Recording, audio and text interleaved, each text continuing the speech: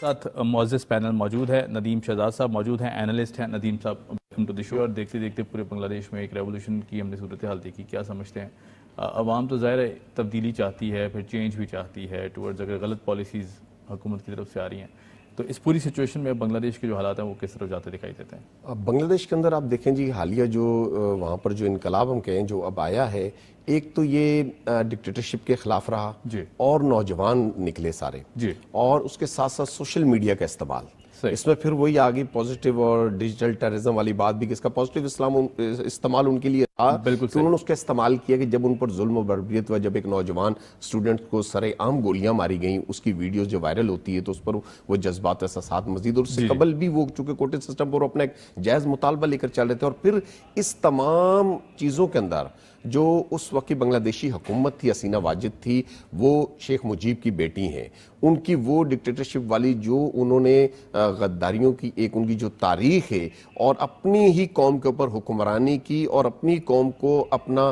جو رعایا بنا کر, قیدی بنا کر رکھنے کا جابرانہ ذہن ہے ڈکٹیٹرشپ والا, جس کے تحت انہوں نے بنگلہ دیش کو الگ کیا تھا, وہ آج اس کے نتیجے ہمارے سامنے, ان کا وہ گھنونا چہرہ ہمارے سامنے آ گیا. اس وقت بھی ہمارے پڑوسی ملک بھارت کی جو سازشیں انوالومنٹ تھی, آج بھی وہی سازشیں وہ آئی اور ان کی عوام نے یہ نعرے لگا دیے ہیں. ان کا کہنا ہے کہ بنگلہ دیش کی حسینہ واجد جو بھاگی ہیں, مفرور ہوئی ہیں, ان کا اور بھارتی گٹھ جوڑ سامنے آ چکا ہے. اس کے علاوہ وہاں پر انڈیا سے, اس کے علاوہ جو موجودہ ان کے وہاں 30 کے قریب جو میڈیا کی اس وقت خبریں ہیں کہ ان کے بھارتی را کے ایجنٹ گرفتار ہیں, وہ پکڑے گئے. ان سے اب جو انویسٹیگیشن ہوگی, معاملات آئیں گے, تو یہ وہ بھارت کا ایک گھنونا چہرہ ہے جو ہر ملک کے اندر اس طرح کی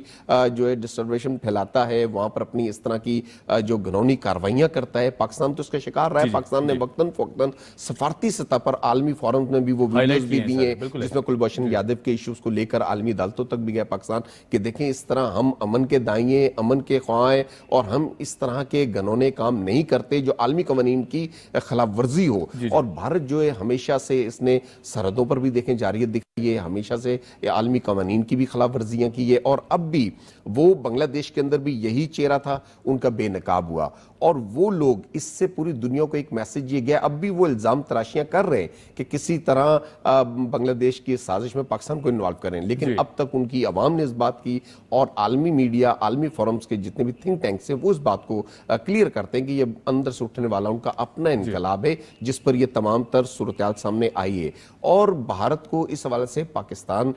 جو ایک موقف ہے وہ تو عالمی دنیا کے اندر سامنے, اب بھی ہماری وزارت خارجہ کی جو ترجمان ہے ممتاز زہرا صاحب, انہوں نے بنگلہ دیش کے ساتھ اظہار یکجہتی کہ بنگلہ دیش ہو یا کوئی اور ملک بھی ہوتا, اس میں بھی اگر اس طرح کا نظام اس طرح ہوتا. اور یہ بات تو ایک واضح ہو گئی ہے کہ پاکستان کے ٹکڑے کرنے والے یا توڑنے والے یا جس طرح کے عزائم رکھتے ہیں وہ خود ٹکڑے ٹکڑے ہو جاتے ہیں, اور ان کی پھر عزتیں بھی نیلام ہوتی ہوئی نظر آتی ہیں. اور یہ وہ چیز ہے جو آج بنگلہ دیش کے اندر ہوئی, اور بنگلہ دیش کی نوجوان جو یوتھ تھی, یوتھ ہی دیکھیں ہمارا بھی اثاثہ ہے, اور وہ یوتھ نکلی ہے اور اپنے ایک اصولی موقع پہ نکلی ہے. اور پھر اس نے جو استعمال کیا اس میں سوشل میڈیا کا استعمال رہا, وہ روابط رہے, انہوں نے تمام وہ ذرائع ان کے کٹ کیے, لیکن وہ اپنے مشن میں, اپنے موقف میں وہ کامیاب ہے. پوری دنیا کو یہ میسج ضرور گیا, لیکن یہ بات صرف بنگلہ دیش تک محدود نہیں. اب جہاں بھی جمہوریت جو ہے, جمہوری نظام میں جہاں بھی ڈکٹیٹرشپ آئے گی, جہاں پر بھی قوم عوام کو ورغلایا جائے گا, یا جہاں پر ایسی صورتحال ہو جائے جہاں پر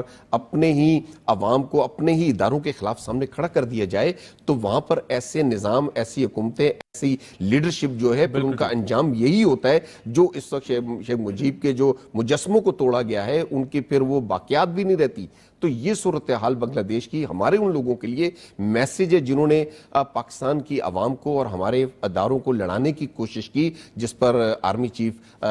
جنرل سید عاصم منیر صاحب پر یہ موقف تھا. انہوں نے بھی یہ بات کہی کہ جن لوگوں نے ہمارے افواج اور عوام کے درمیان رخنہ ڈالنے کی کوشش کی تھی, ان کی وہ کوششیں ناکام ہو چکی ہیں, اور ہوتی رہیں گی, ناکام ہوتی رہیں گی. اور اس کے ساتھ یہ بات بھی واضح کر دی گئی کہ عوام کا اور فوج کا جو اعتماد ہے, یہ گانگت ہے,